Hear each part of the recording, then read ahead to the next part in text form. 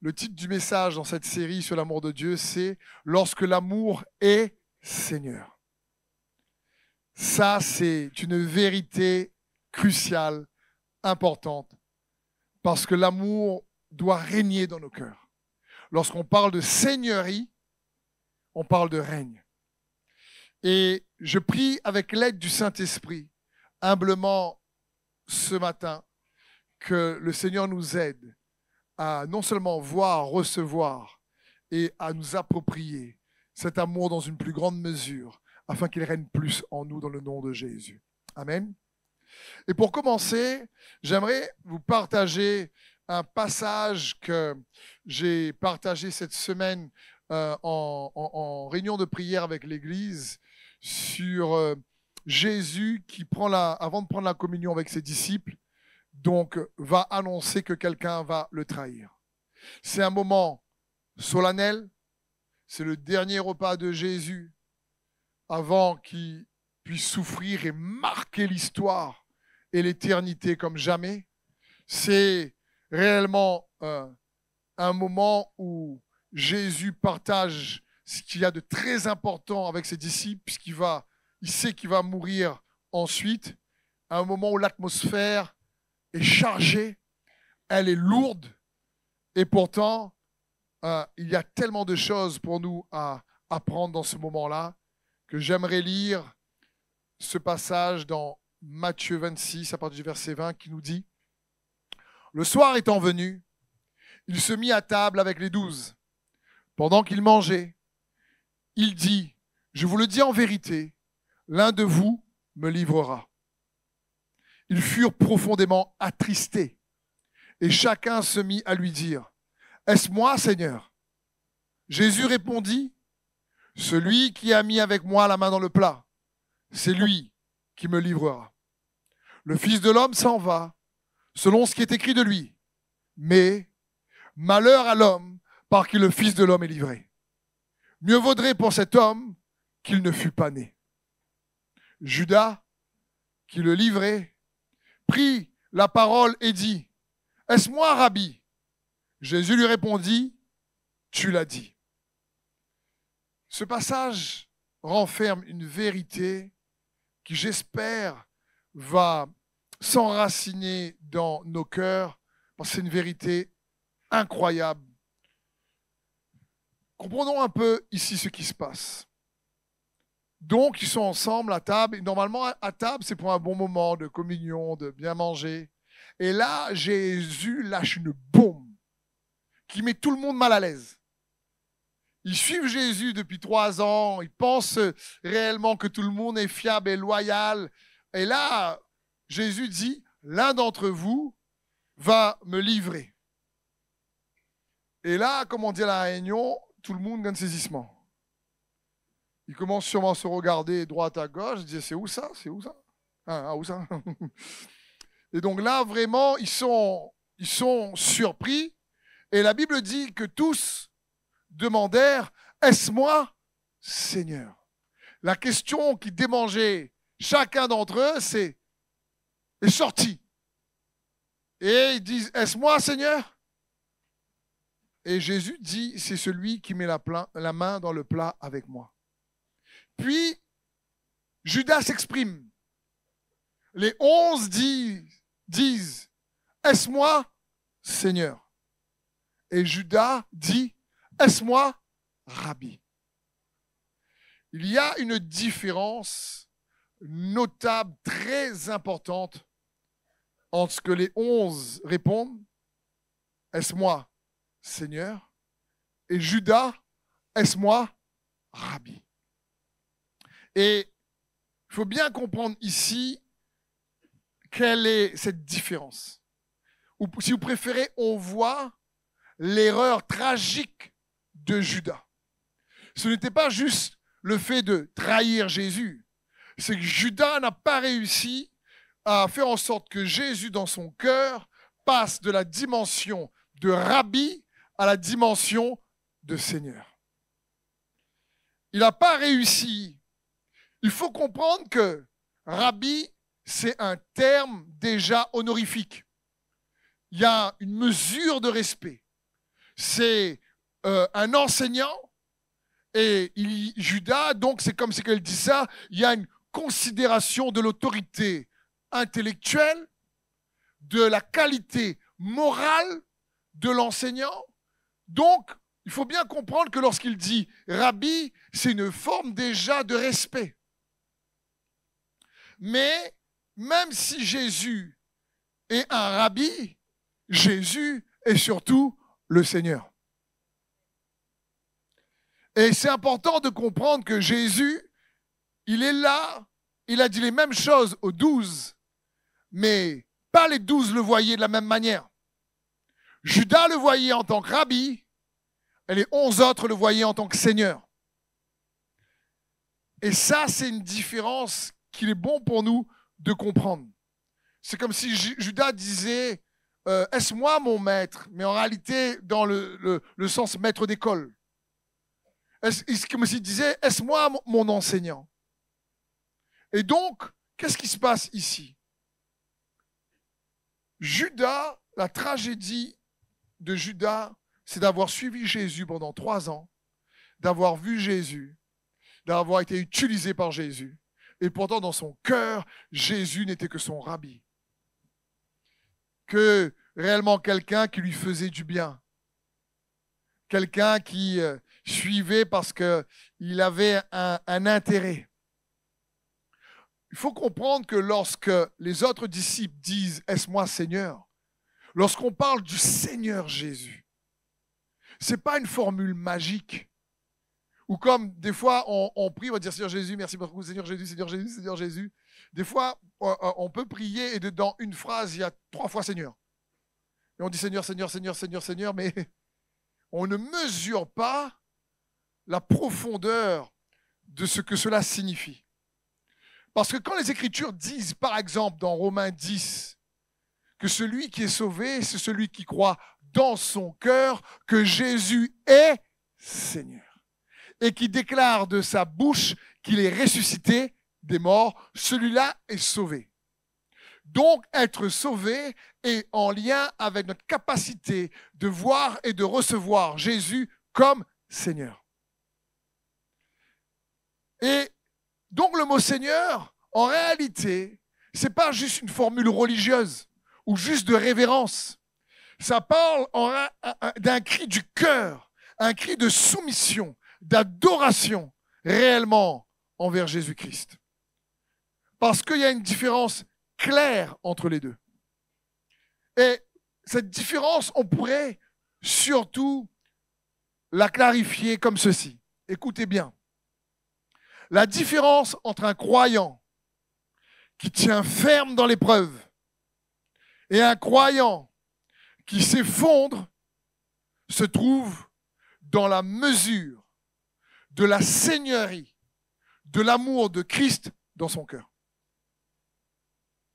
Je vais faire un repeat.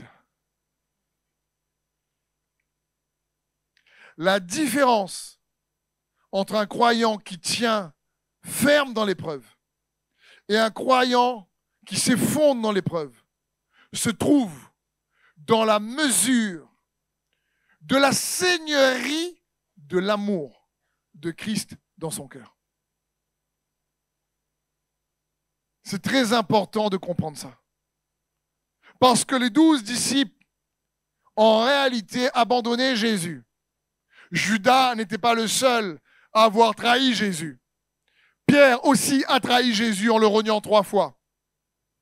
Mais les 11, même s'ils sont tombés, se sont repentis parce que Jésus était le Seigneur de leur cœur.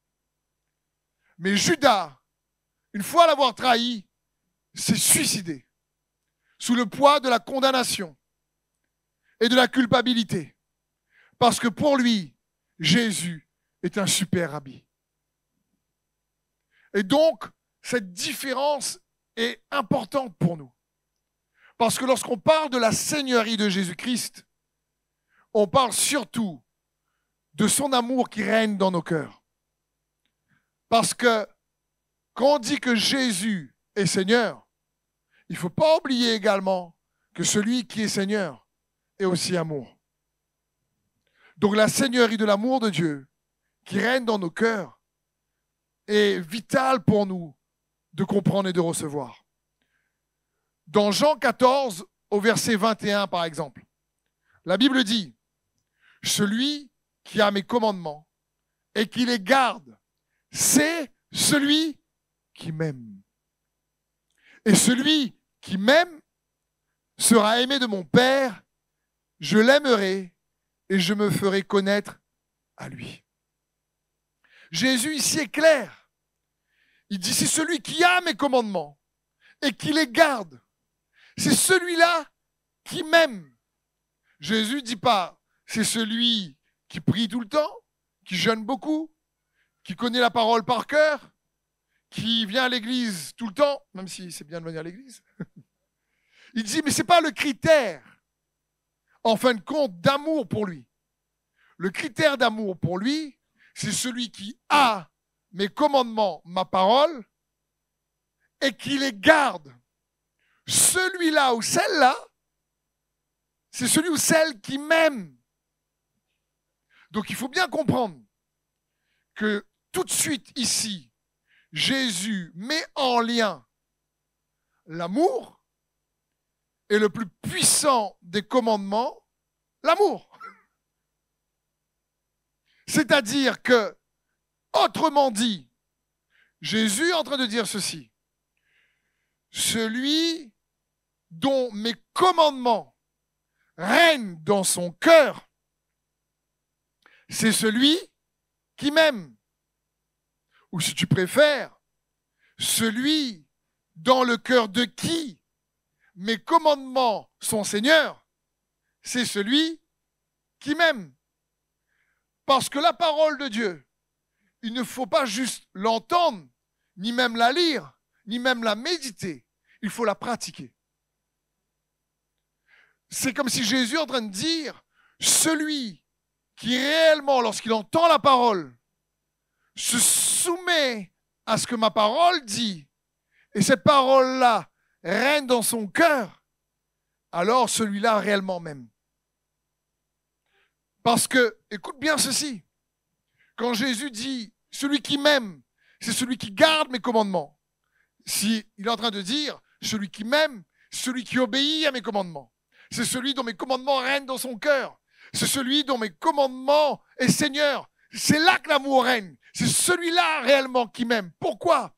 Parce que l'obéissance, écoute bien ceci, à sa parole, ou si tu préfères, à ces commandements qui nous demandent de nous aimer les uns les autres, cette obéissance est une extension de son amour au travers de toi et moi. Je vais répéter ça et je vais illustrer ça. Quand on pratique sa parole, on obéit sa parole, toi et moi, nous devenons une extension de son amour pour les autres. Un exemple simple. Quand l'amour nous dit « pardonne » à ton ennemi et que toutes tes émotions disent « non ». Mais que Jésus est réellement le Seigneur dans ton cœur. Parce que Jésus le dira. Ce n'est pas celui qui dit « Seigneur, Seigneur, Seigneur » dans toute sa prière. C'est celui qui fait la volonté de son Père. C'est dans celui-là qui règne vraiment. Et donc, le pardon, quelqu'un te fait du mal, me fait du mal, et toutes nos émotions te disent « pardonne pas ». Si Jésus est le Seigneur, tu sais que la parole de Dieu dit « pardonne-nous nos offenses comme nous pardonnons aussi à ceux qui nous ont offensés ».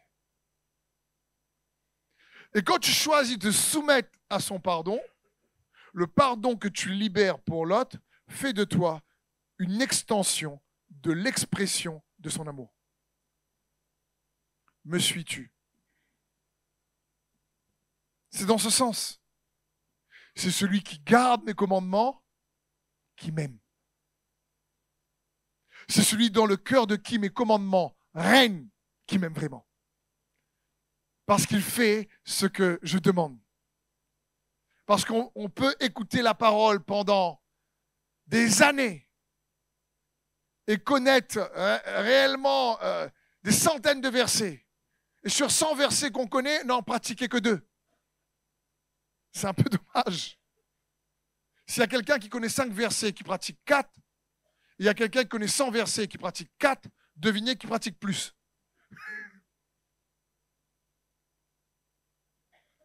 Et donc, c'est important de comprendre ça. D'ailleurs, on a déjà vu ensemble, mais il est bon de le rappeler, la Bible dit que l'amour, c'est la loi royale. La loi qui règne. Dans Jacques 2,8, si vous accomplissez la loi royale, selon l'Écriture, tu aimeras ton prochain comme toi-même, vous le faites bien. Donc c'est la loi qui domine, la loi qui règne, la loi de l'amour qui règne dans nos cœurs. Cette loi, l'amour, pour qu'elle soit Seigneur. Et lorsque l'amour est Seigneur, notre vie est renouvelée, transformée.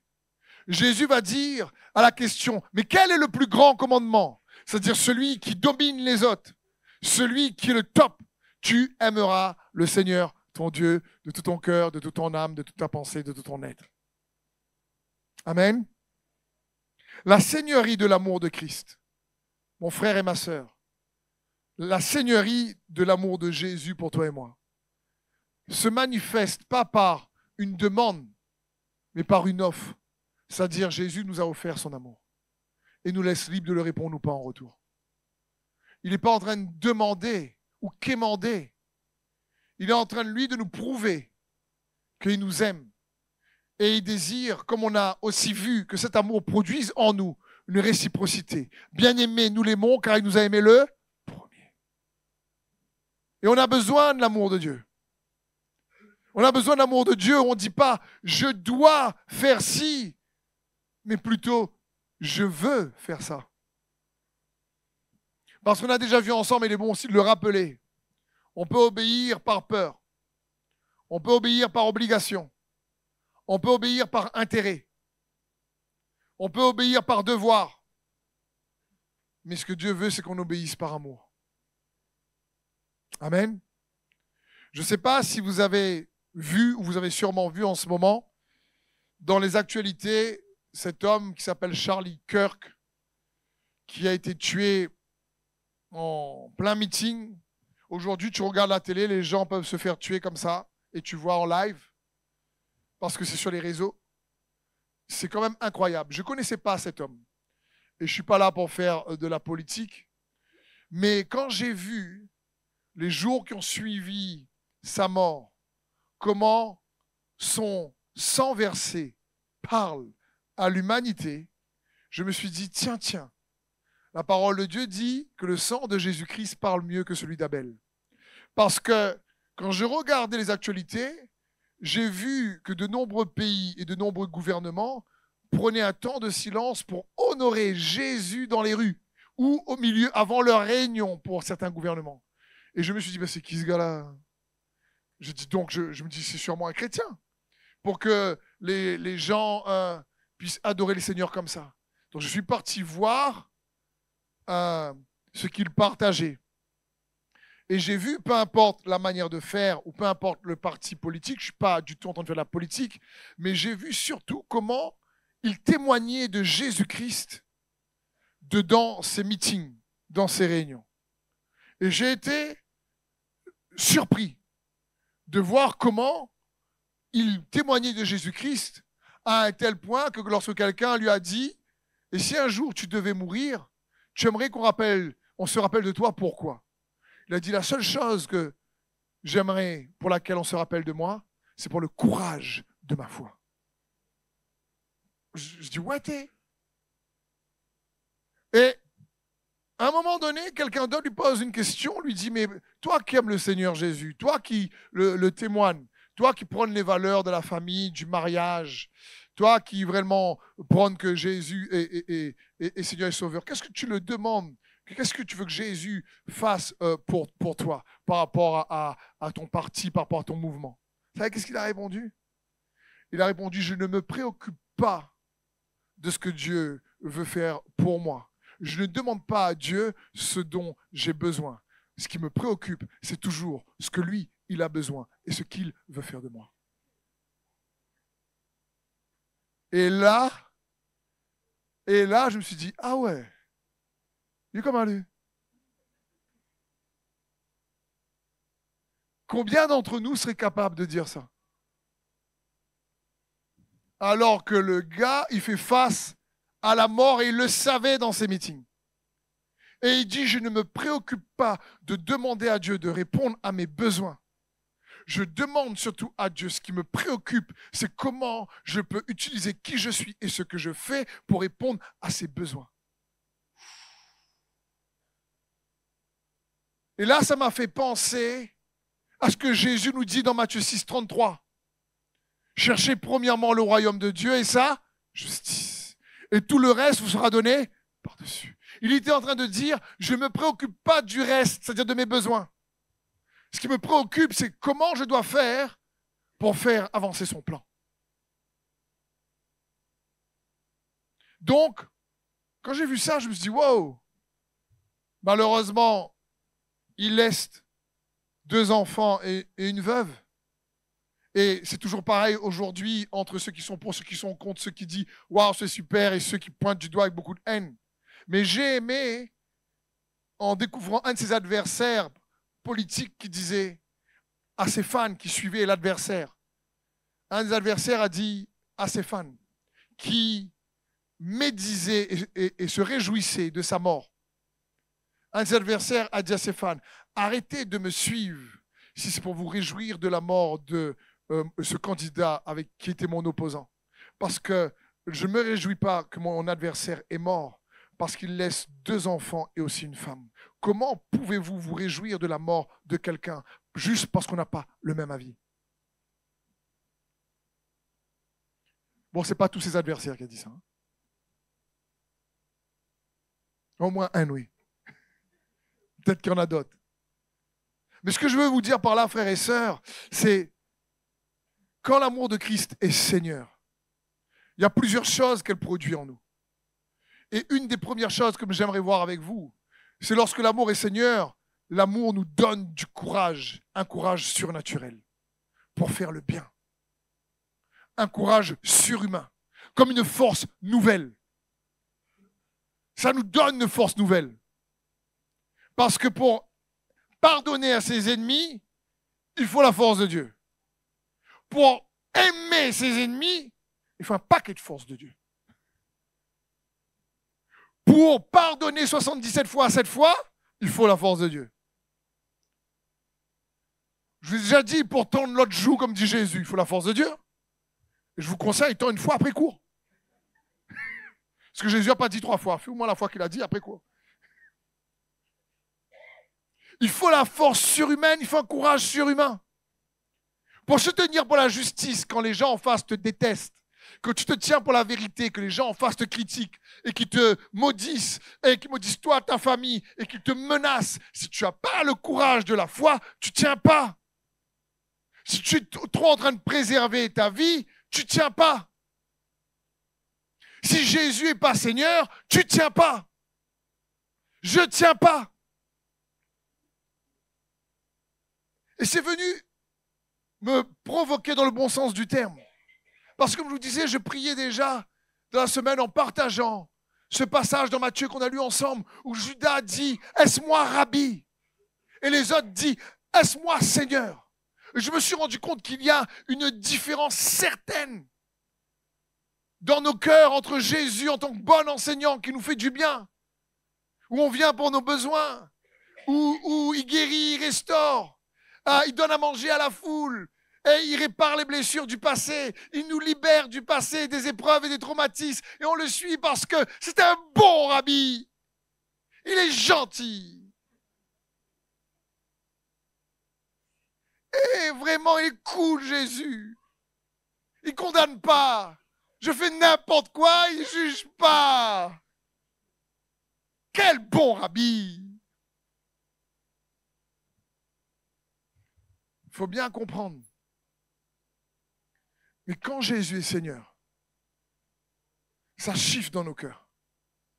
On ne le suit pas pour dire « Seigneur, tu me fais du bien ». Comme cet homme-là, Seigneur, qu'est-ce qui te préoccupe? Utilise-moi. Qu'est-ce que je peux faire dans ces derniers temps pour te rendre gloire. Aide-moi à faire ce qui compte vraiment. Seigneur, qu'est-ce que je peux faire? Parce que des fois, on peut tous être tellement omnibulés par nos propres soucis et problèmes et défis, quand on vient à Dieu, on lui demande juste d'être le bon rabbi qui nous aide. Et il le fait parce qu'il est miséricordieux et bon. Mais quand Jésus est Seigneur, et que son amour est Seigneur dans nos cœurs, elle produit un courage surhumain pour nous tenir pour ses valeurs.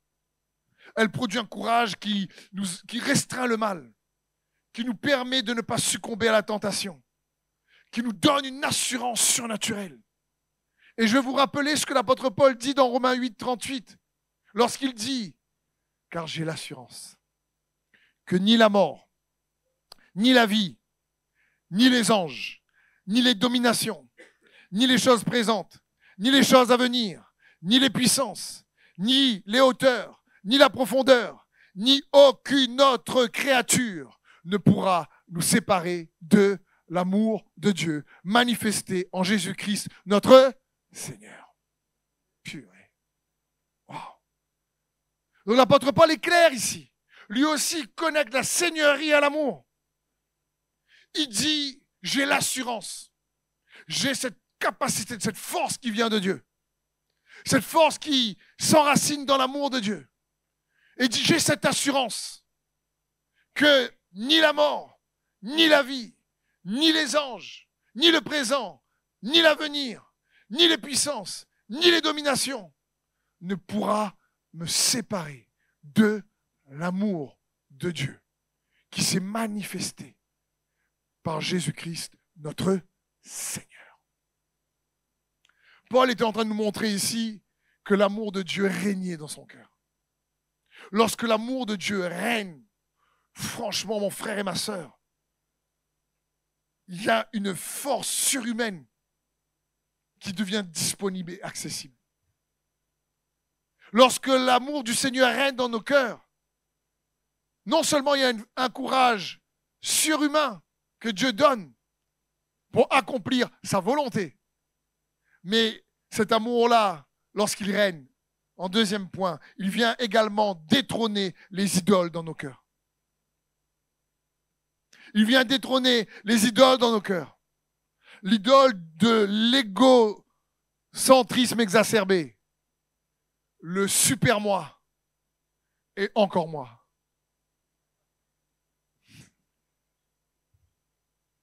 Qui prend un paquet de place. Il vient détrôner la peur. La peur peut tellement accaparer certains. Il vient détrôner le matérialisme. Je veux dire, l'épître de l'apôtre Jean, la première épître, je vous encourage à la lire, à la relire et à la relire encore. C'est une épître qui parle de l'amour d'une manière extraordinaire. Ce qu'il y a de super, c'est qu'après avoir exposé l'amour de manière magnifique, le dernier verset du dernier chapitre de la première épître de l'apôtre Jean, c'est « Mes enfants, faites attention aux idoles ». Et pourtant, il fait l'éloge à l'amour de Dieu pour nous encourager à laisser l'amour de Dieu dans nos cœurs. Parce que l'amour de Dieu, lorsqu'il règne, il détrône les idoles. Troisième point, lorsque l'amour est Seigneur, qu'est-ce qui se passe? Écoute bien ceci. Notre âme est nourrie avec ce qu'il y a de meilleur. J'ai malheureusement pas une bonne nouvelle à te dire lorsque je te dis tu peux manger le meilleur boucané qui soit. Ça nourrit pas ton âme.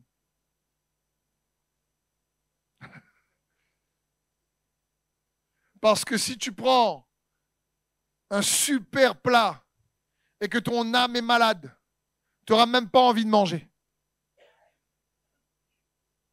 Essaye d'apprécier un bon repas, par exemple, après une dispute qui est partie vraiment en live dans le couple. Et tu manges tout seul comme un dondon blanc. Parce que bien sûr, tu manges plus avec l'autre. Et ça peut être le meilleur steak. J'ai dit, tu m'as fait toute la cuisine pour rien.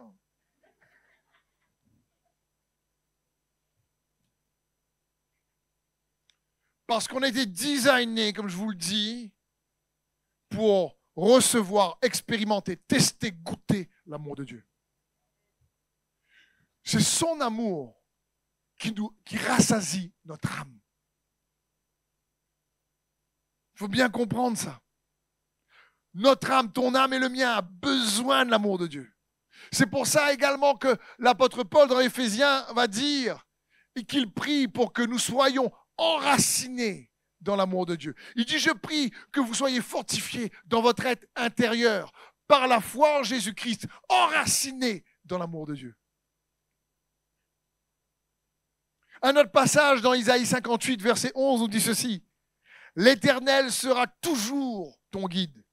Il rassasiera ton âme. Dans les lieux arides, c'est-à-dire dans l'épreuve, il est capable de rassasier l'âme. Le mot éternel ici, c'est Seigneur. Il redonnera de la vigueur à tes membres. Tu seras comme un jardin arrosé, comme une source dont les eaux ne tarissent pas. Magnifique verset. Mais le verset 1, ici au début, dit « L'Éternel sera toujours ton guide et il rassasiera ton âme. » Ça signifie que s'il ne nous guide pas, ou si on ne se laisse pas guider, ça va être compliqué d'être satisfait. Parce que l'Éternel est mon berger. Je ne manquerai de rien. Il me conduit dans de verts. Parce que quand je me conduis moi-même, je me conduis dans un tas de galets. Je foule mon pied, ma cheville. Je chape, je blesse mon genou. Je veux dire, c'est un nouveau psaume, mais pas bon celui-là.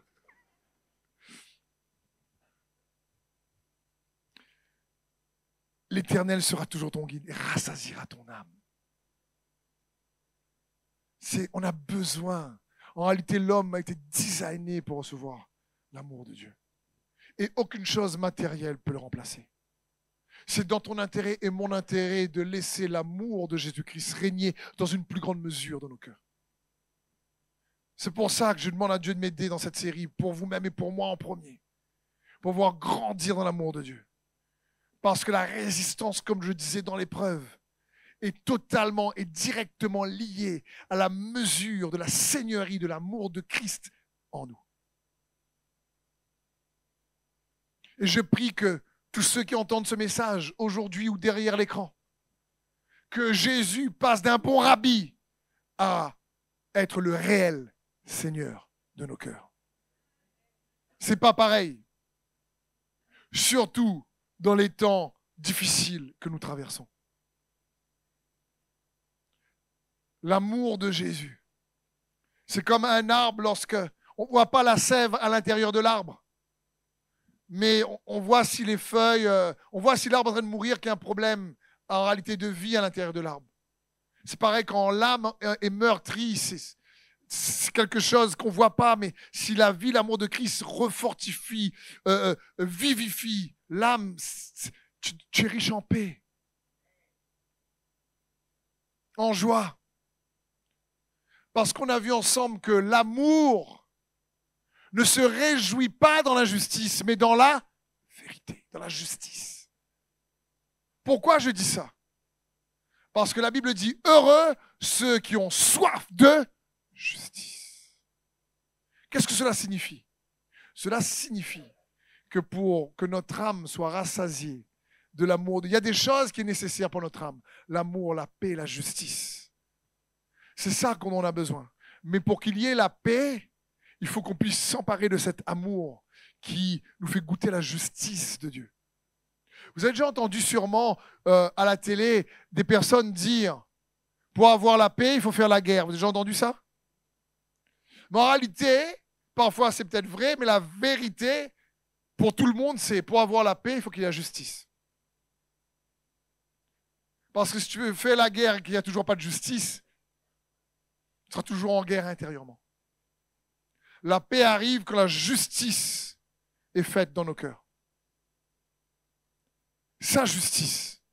Recherchez premièrement le royaume et sa justice. Et tout le reste sera donné par-dessus. Donc lorsque l'amour de Christ est Seigneur dans nos cœurs, ça nourrit ton âme, ça nourrit mon âme. On en a besoin. On est alimenté, fortifié par son amour. Et le dernier point, lorsque réellement l'amour est Seigneur dans nos cœurs, la seigneurie de son amour, écoute bien ceci, dans nos cœurs, nous apprend à aimer Dieu comme Dieu veut qu'on l'aime. La seigneurie de son amour dans nos cœurs nous apprend à aimer Dieu comme Dieu veut qu'on l'aime. Dieu veut qu'on l'aime. Mais il y a une manière. Il y a une manière d'aimer Dieu. On a vu tout à l'heure une des manières. Celui qui garde mes commandements, ma parole, c'est celui qui m'aime. Et toute la loi est accomplie dans cette seule parole. Tu aimeras ton prochain comme toi-même. Donc, le Seigneur a une manière d'être aimé. Je pense que certains, vous connaissez, peut-être d'autres non, un livre qui était un best-seller d'un serviteur de Dieu qui s'appelle Gary Chapman et qui a écrit un livre sur les langages de l'amour. Qui connaît ce livre-là? Vous pouvez lever la main? Qui ne connaît pas? Vous pouvez lever la main? C'est pas grave. Hein? Mais par rapport à ceux qui ne connaissent pas, je vais rappeler quel est l'objectif de ce livre. Vraiment un livre très pertinent. Le but de ce serviteur de Dieu est de nous faire comprendre que dans le cadre des relations, mari-femme, parent-enfant, camarade, peu importe, chaque individu a un langage de l'amour. C'est-à-dire que chaque individu réceptionne l'amour de manière unique ou différente. Mais il a découvert qu'il y a 5 grandes catégories qui concernent un peu tout le monde. Et ces catégories, la première, par exemple, c'est le temps de qualité. C'est-à-dire, une des manières dont certains reçoivent l'amour, c'est lorsque tu leur donnes du temps. Une deuxième catégorie, c'est les actes de service. Certains, pour eux, leur expression où ils se sentent aimés, c'est lorsque on prend soin d'eux par le service. D'autres, c'est des paroles édifiantes. Pour le troisième, des paroles qui encouragent, qui remercient, qui est remplie de grâce et de gratitude. D'autres, le quatrième, c'est des cadeaux. Ils se sentent aimés lorsqu'ils gagnent un cadeau. Comme je disais tout à l'heure, j'ai un enfant dedans, comme ça, c'est son langage de l'amour. Un de mes enfants. Je ne ferai pas la bêtise parce que tout à l'heure, je me suis loupé. C'est trop tard. Le cadeau. C'est-à-dire que tu donnes des cadeaux, la personne se sent aimée.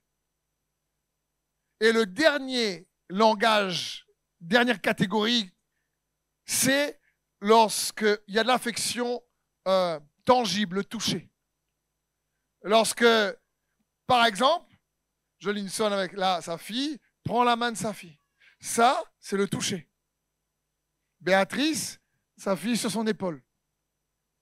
Ça montre, c'est une expression de l'amour qui a un besoin. D'accord? Comprenons bien. Et dedans son livre, il explique. Imaginons qu'un enfant, son langage de l'amour, c'est la parole édifiante. Mais que les parents sont trop occupés dans leur activité de travail et donc il les comble de cadeaux. Et cadeaux, ils ne manquent pas. Ils ont une super chambre, ils ont réellement tout ce qu'il faut, super jouets, etc. Mais les parents sont jamais là. Et le langage du marmaille, c'est du temps de qualité. Alors pour le parent, c'est comme si il exprime son amour au marmaille et il le donne de cette manière, mais l'enfant ne reçoit pas parce que son langage à lui, c'est du temps. Et dans les couples, c'est pareil. Et c'est pour ça que des fois, il y a des combats, des petits fights. Dans les couples. Parce que, par exemple, la femme attend que le mari lui dise « Tu es belle, je suis fier de toi, c'est super ce que tu as fait. » Et le mari, lui, déjà, il fait le repas, il aide un peu dans la maison, il prend un peu soin, il travaille pour prendre soin aussi de la famille, comme la femme aussi qui travaille. Et donc, mais la femme, elle attend à ce moment-là qu'il y ait des paroles qui la construisent. Et le mari dit, attends, mais je t'ai dit, je t'aime. Il y a 20 ans, lorsqu'on s'est mariés.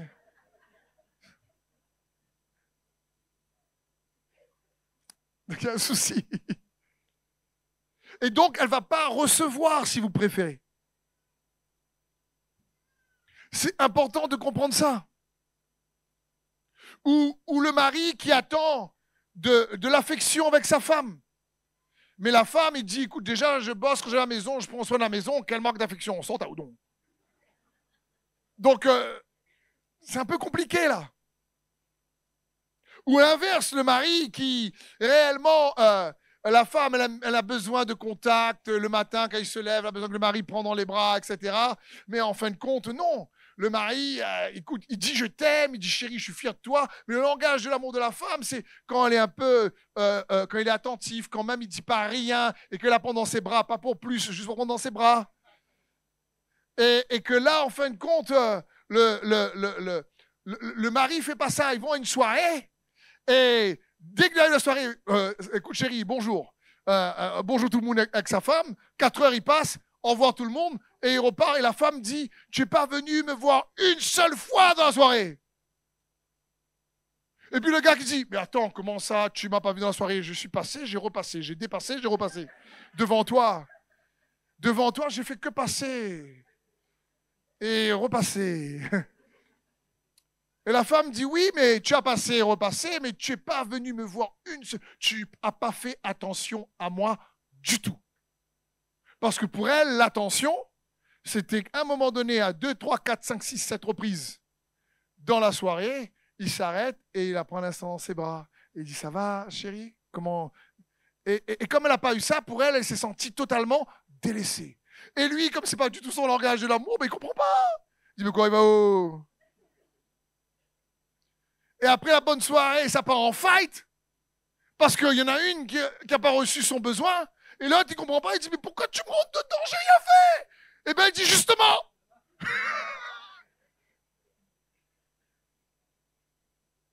Tu n'as rien fait, c'est ça.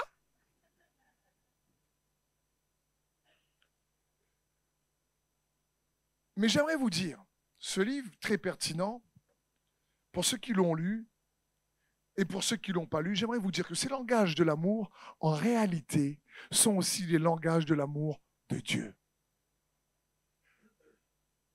Dieu a une manière d'être aimé. Et je vous le disais tout à l'heure, la seigneurie de son amour dans nos cœurs nous apprend à aimer Dieu comme Dieu veut qu'on l'aime. Comment Dieu veut qu'on l'aime? Dieu veut du temps de qualité, de l'intimité, le lieu secret. Dieu veut des actes de service. Le but d'un ministère est d'équiper les saints pour l'œuvre du ministère. C'est quoi le mot ministère? Service. Dieu aime qu'on le sert, par amour. La Bible dit, l'apôtre Pierre dit, ne faites pas de votre liberté un prétexte réellement pour vivre de manière égocentrique, mais utilisez votre liberté pour que par amour, vous soyez serviteurs les uns des autres.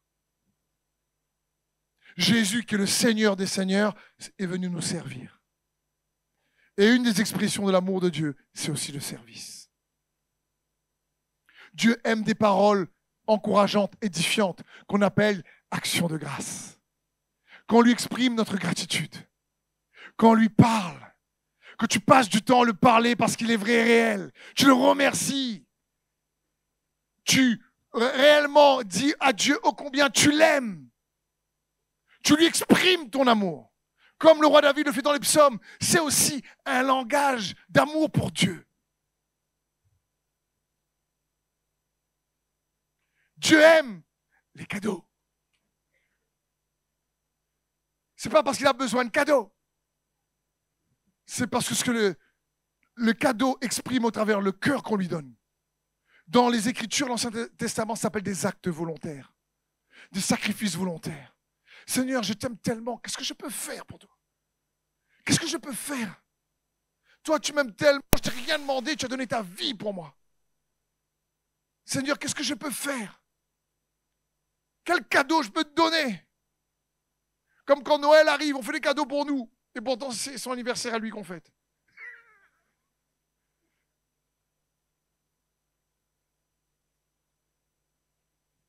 Et Dieu aime qu'on le touche. Mais ma question, c'est comment toucher Dieu physiquement alors que Dieu est dans les cieux?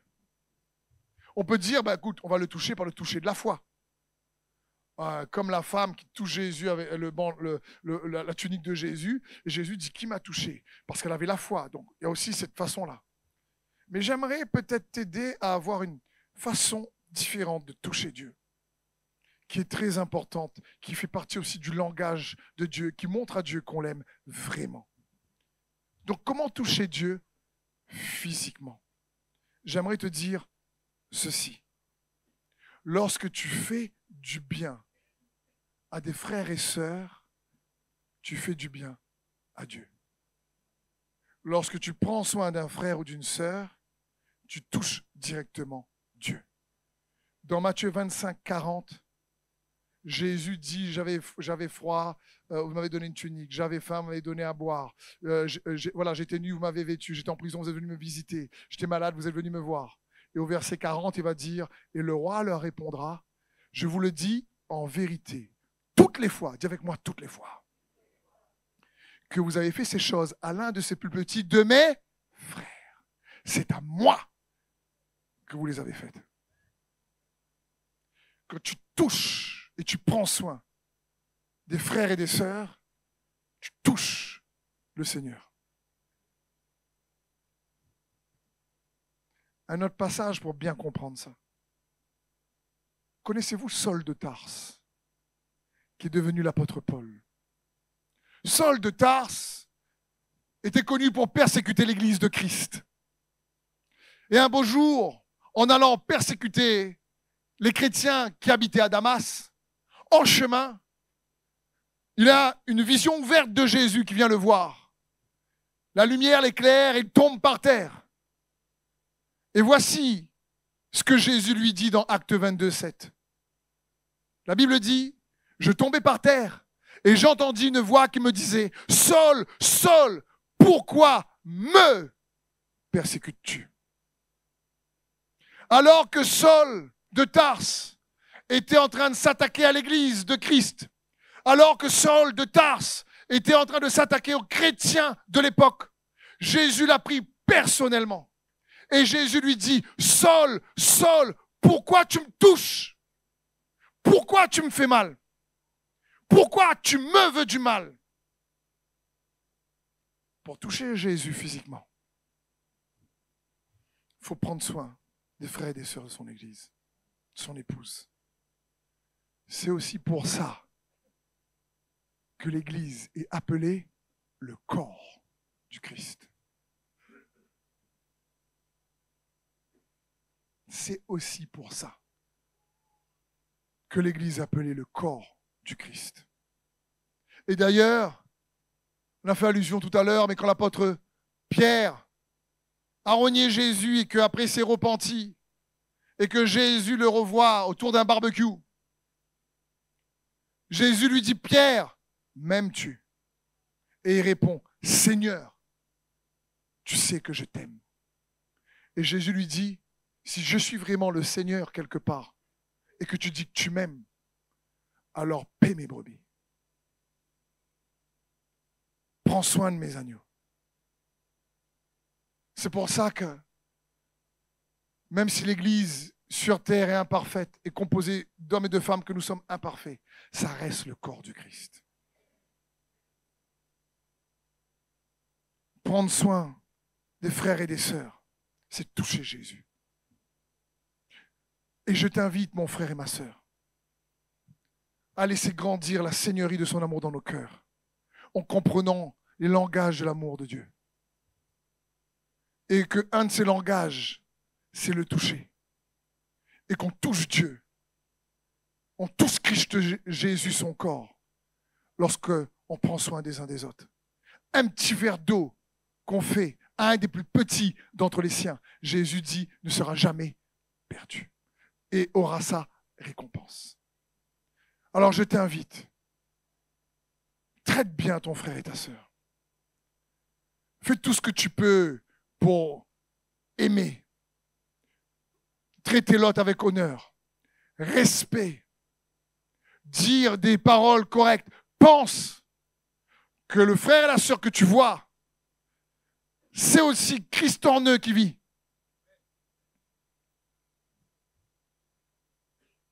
C'est pour ça que vous ne me verrez jamais mal parler d'une autre église. Ça reste le corps du Christ.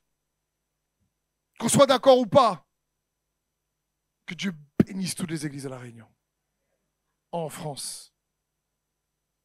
Peu importe les dénominations. La Bible dit que le Seigneur connaît ce qui lui appartient.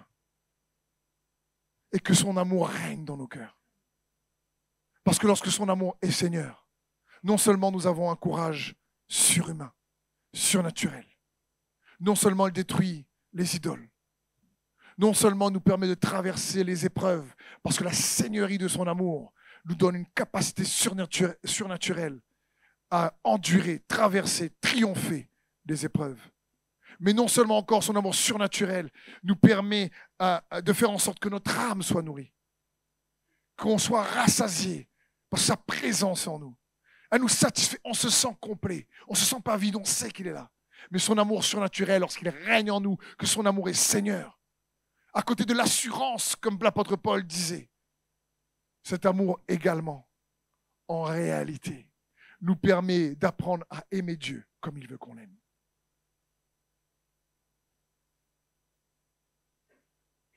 Amen.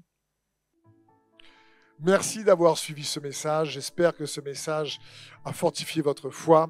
Merci également pour tous ceux et celles qui nous soutiennent au travers de votre générosité. Vous avez en bas de votre écran un QR code qui vous conduira vers une page qui s'intitule jeveuxbénir.com. Merci de nous aider à propager sa parole. D'ailleurs, si ce message a fortifié votre foi et que vous connaissez quelqu'un de votre entourage qui aurait besoin de l'entendre, n'hésitez pas à lui partager ce message. Aussi, je vous encourage, si vous le souhaitez, à vous abonner à notre chaîne YouTube. Nous avons des messages nouveaux chaque semaine. Nous sommes aussi présents sur d'autres médias dont vous aurez donc les liens dans la description ci-dessous. En tout cas, merci de nous avoir suivis. Soyez bénis.